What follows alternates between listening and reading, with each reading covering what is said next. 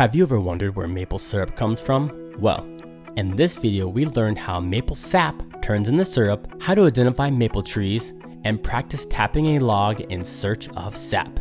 It's a maple sugar day, folks. Let's get it.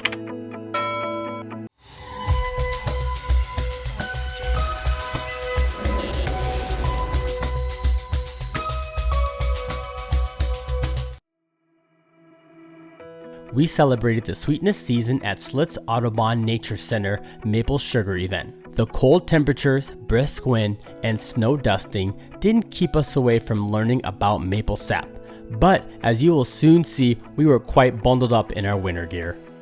Maple sugaring has been a tradition for generations. There are many different stories about how sweet syrup was discovered and the methods of processing the sap. I especially like the story when a large maple tree was cracked during winter, and a few days later, as the sun warmed the sap inside the tree, from the cracked hole sprung the tasty syrup. Or the process of putting hot rocks into maple sap collected in hollowed out logs.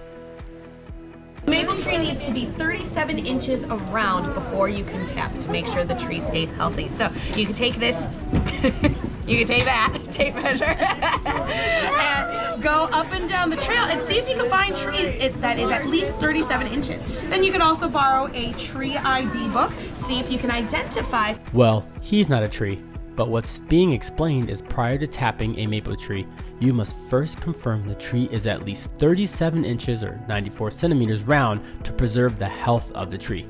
This is the first step in the mapling process as we follow the signs that serve as maps indicating where to go next. Interesting fact, it takes 40 gallons of sap to make 1 gallon of syrup.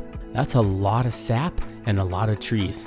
So if you wanted to make 100 gallons of syrup, do you know how many gallons of sap you would need? Have you ever heard the word refract before? Do you know what that means?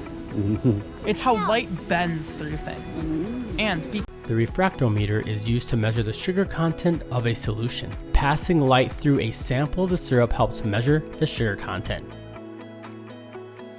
And as you've just seen, the wood boring drill bit 5/16 is used to drill holes to insert a tap into the tree in the next step in the mapling process. Time to drill some holes.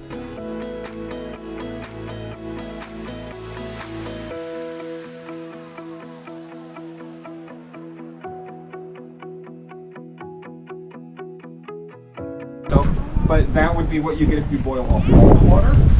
So instead of leaving about 40% water, if you boil it all off, you wind up with the hard candy, which is still tasty.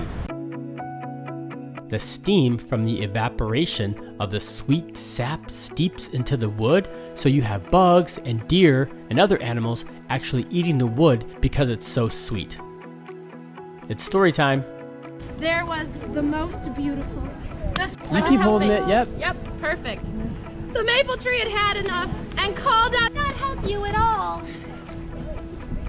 So then the black bear said, We headed back inside Schlitz Audubon Center to warm up, run around a little bit, and get ready to taste some delicious maple syrup.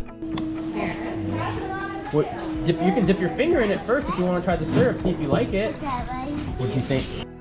Remember our question from earlier? If you need to make 100 gallons of syrup, how many gallons of sap do you need?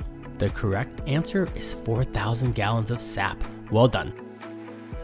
I hope you enjoyed this experience with us, and if you want to see more, don't forget to click subscribe. Until next time.